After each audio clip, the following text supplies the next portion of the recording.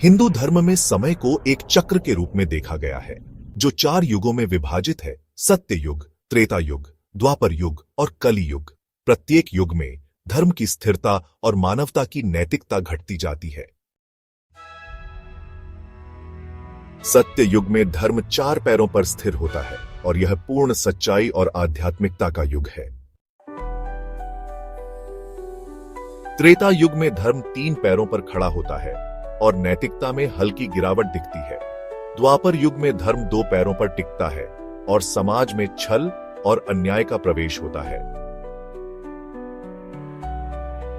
अंततः कली युग आता है जो धर्म के केवल एक पैर पर खड़े रहने का समय है। कली युग में मानवता अपने कर्तव्यों से भटक जाती है। लालच, स्वार्थ और अधर्म का वर्चस्व होता है। सत्य और धार्मिक मूल्यों का ह्रास होता है।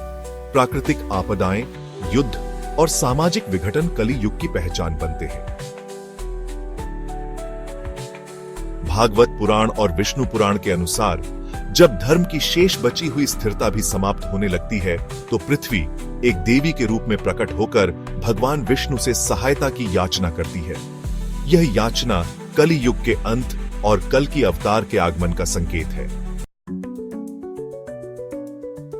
जब कली युग की अराजकता अपने चरम पर पहुंचती है तो विष्णु पुराण और भागवत पुराण एक समाधान का वादा करते हैं। यह वादा भगवान विष्णु के 10वें और अंतिम अवतार कल्कि का है। उनका आगमन अधर्म के विनाश और धर्म की पुनः स्थापना के लिए होता है। कल्कि का जन्म संबल नामक एक छोटे गांव में होगा। उनका परिवार धर्म और सादगी का प्रतीक होगा।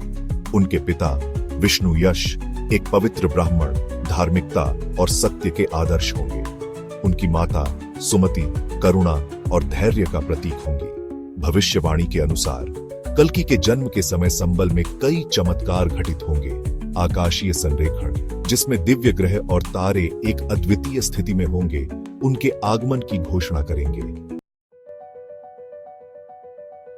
कल्कि का बचपन संबल गांव में बीता, जहां उन्होंने सादगी और धार्मिकता के मूल्यों को आत्मसात किया।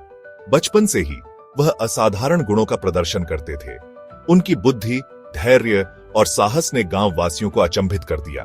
भगवान परशुराम, जो भगवान विष्णु के 6ठे अवतार थे और अमर माने जाते हैं, कल्कि के मार्गदर्शक बने।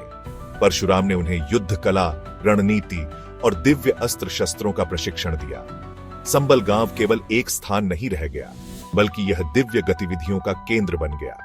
ऋषि, मुनि और देवता कल्कि को उनके मिशन के लिए तैयार करने के लिए वहां एकत्र हुए। यह स्थान मानवता के उद्धार के लिए शक्ति का केंद्र बन गया। कल्कि का सबसे बड़ा कार्य कली युग की अधर्म की ताकतों का नाश करना था। उनके दिव्य घोड़े देवदत्त पर सवार होकर वह अधर्म के दानवों, भ्रष्ट शासकों और झूठे पैगंबरों से टकराए।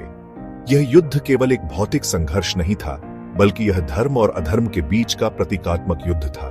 कल्कि अपने जलते हुए तलवार और दिव्य आशीर्वादों के साथ अधर्म की ताकतों का विनाश करते हैं। यह युद्ध सत्य और धर्म की पुनः स्थापना का मार्ग प्रशस्त करता है। अधर्म की हार के बाद कल्कि ने धर्म और संतुलन को पुनः स्थापित किया। पृथ्वी, जो पहले विनाश और अराजकता से त्रस्त थी, अब शांति और समृद्धि का स्थान बन गई। संबल, जहां से इस महान कार्य की शुरुआत हुई, एक पवित्र स्थल और नवीकरण का प्रतीक बन गया। सत्य युग की शुरुआत हुई, जहां मानवता ने धार्मिकता और सत्य के पथ पर चलना सीखा।